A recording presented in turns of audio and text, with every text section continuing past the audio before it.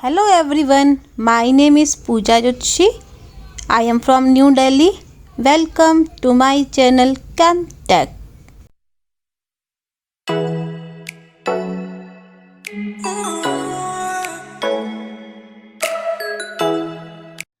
Today we will start a new topic of class 10th science chapter 4 carbon and its compound. So first topic is bonding in carbon.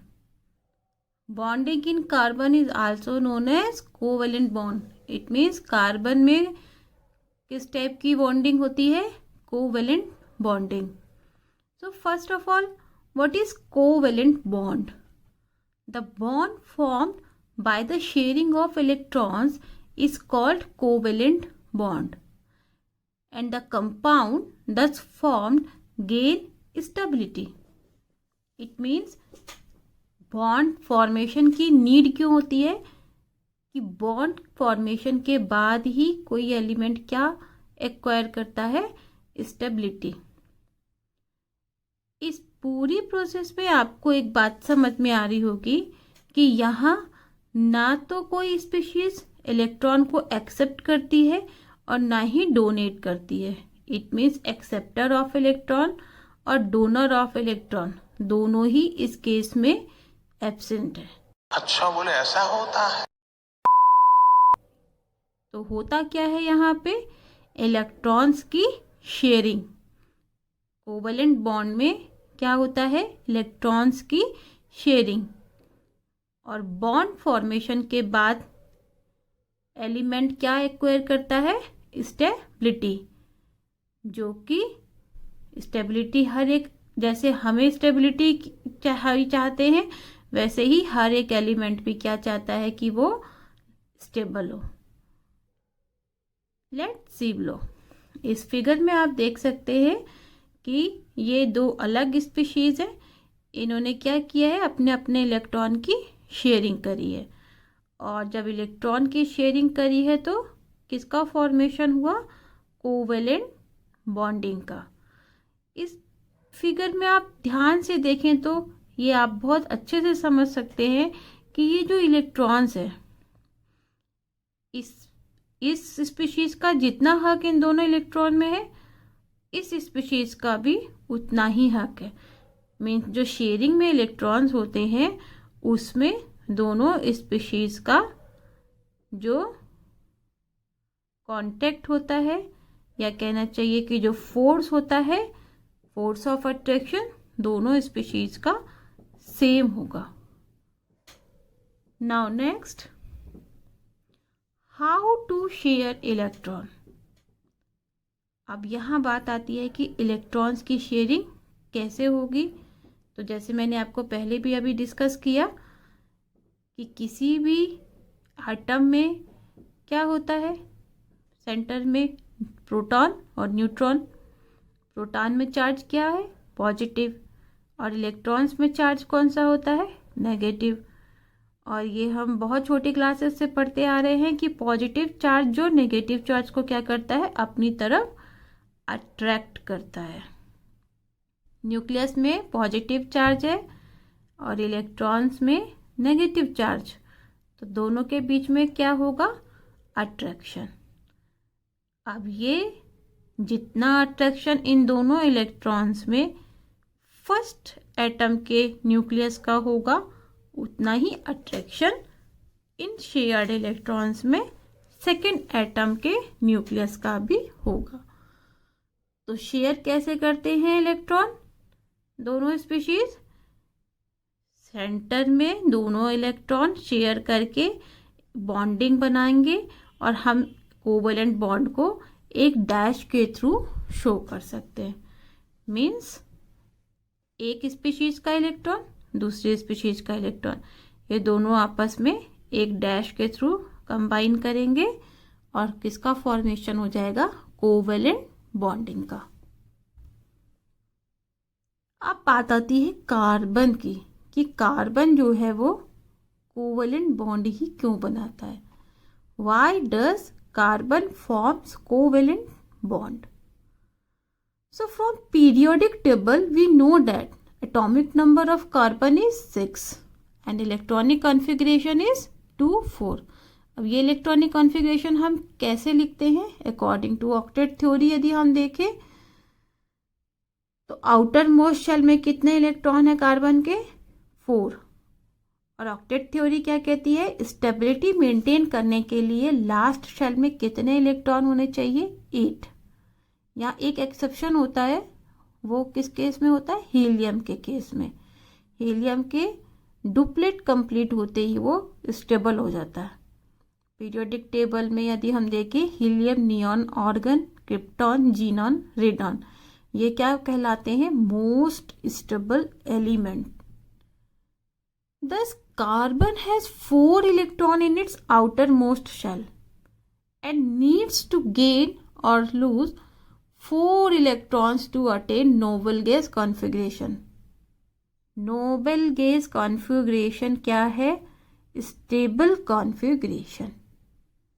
क्योंकि ये study में ये पाया गया है कि नोबल गैस जो है वो पूरी पीरियोडिक टेबल में मोस्ट स्टेबल है, किसी से रिएक्ट नहीं करती।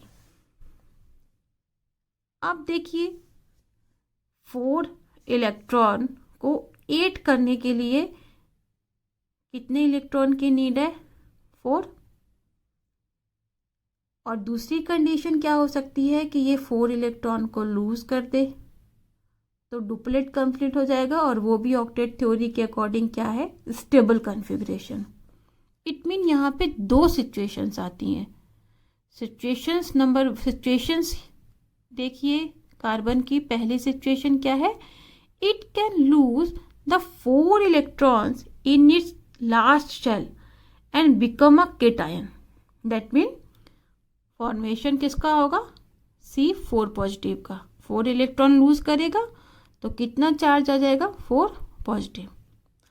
However, to lose all 4 of these electrons would require a large amount of energy and the resulting atom would be unstable with 6 neutrons holding only 2 electrons in one shell.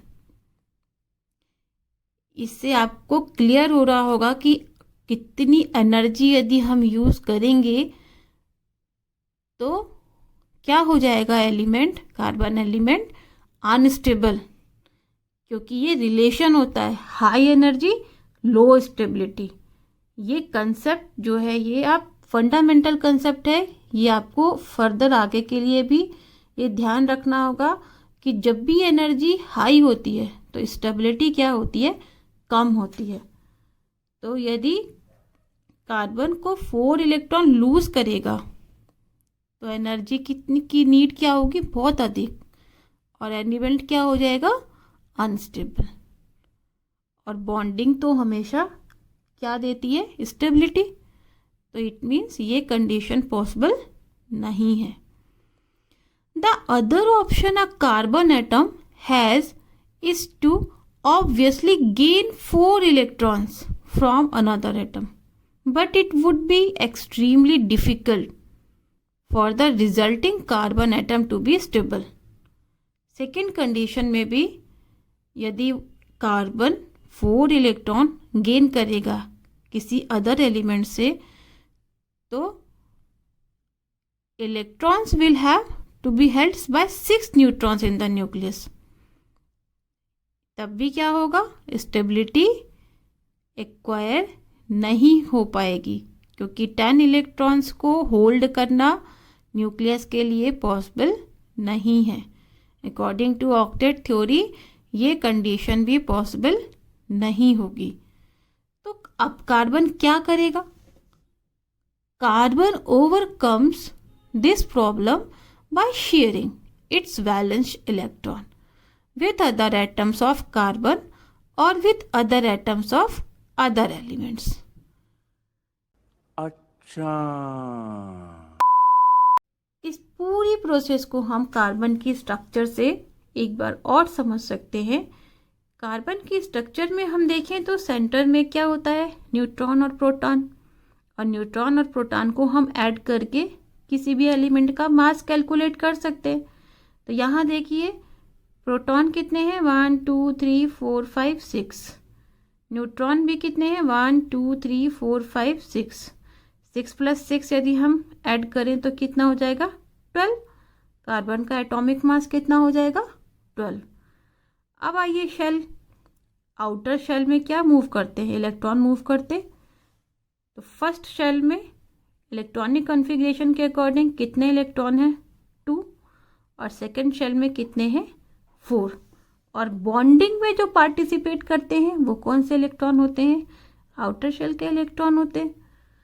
तो अब देखिए, carbon contains 6 protons, 6 neutrons and 6 electrons in one atom. Therefore it has a mass number of 12 atomic mass unit. ये भी मैंने clear किया। Atomic number कितना है? 6। Outer shell में इलेक्ट्रॉन्स कितने हैं? 4 वैलेंस शेल में।